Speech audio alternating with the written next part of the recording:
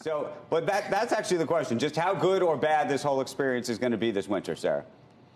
Look, I think the airlines are prepared. There's incentive pay. They've staffed up.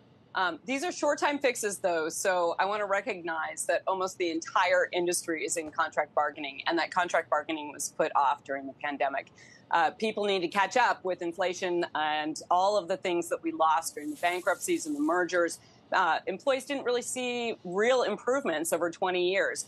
And that's why it's been really hard to attract people to airline jobs. So while they've been trying to maintain people with incentive pay so that people are willing to pick up more overtime, this is a short-time fix. We've got to have a long-time fix that really stabilizes the airlines for the long run and attracts people to these jobs for the long run. That's going to be better for everybody.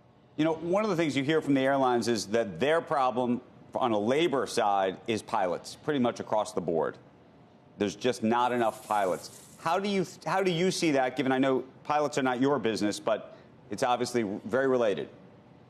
Well, I think pilots have been very clear about that. They've been out there picketing. The Delta pilots took a 99% strike vote, and then they got a deal, right? And they got a deal that is going to set a new standard for the industry. They're taking a look at that now and voting on that now. But you know, this is something that has to be addressed because these jobs have been chipped away at so that parents are not telling their kids, hey, this is a great job, come do this. It's not just pilots. The issue is it takes a little longer to get pilots into those seats because of all the training required. But it's all the jobs across the aviation industry. We're seeing it with flight attendants, too. We cannot attract the same number of people to these jobs, and they keep moving on to another airline that might pay better. So it's important that they're keeping up with that and keeping up the attractiveness of these jobs so that they can continue to run a smooth operation. I have a political question of sorts. We're showing airlines on the screen. We might want to show railroads on the screen. I'm curious, as somebody who leads a union as large as yours, what your reaction was to the way the Biden administration approached the railroad situation. First, of course, trying to create a settlement and supporting the union, and then, of course, switching gears at the end there. Yeah, look, the Biden administration brought the rail companies to the table when they had not been willing to engage in negotiations for 3 years. And so that was a good first step, and that moves things along. But it didn't get to a place where the workers were getting what they need and what they expect.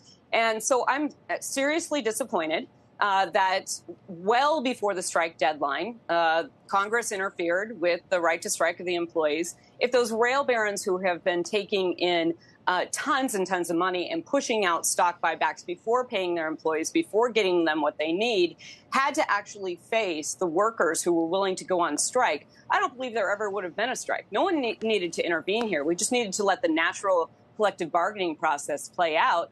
And the company always has to have something to lose, just like the workers have to have something to lose. Is that going to change then the world of unions and their political support for either Biden or this administration or Democrats as a result? I think what's really important is that we demonstrate that we back the workers who are organizing right now. And what the Biden administration has to do right now and Congress has to do right now is to pass funding for the NLRB that is overseeing workers' rights in many of these organizing campaigns, like Starbucks, like Amazon. And they're backed up with all kinds of violations of that law by the companies, all of those investigations. And so the NLRB has to be able to do their work. They're massively underfunded in a over $1 trillion omnibus bill that we're looking at. It's mere millions to fund this and make sure that workers have their rights to organize and push forward. And so that is a critical issue for the Biden administration right now.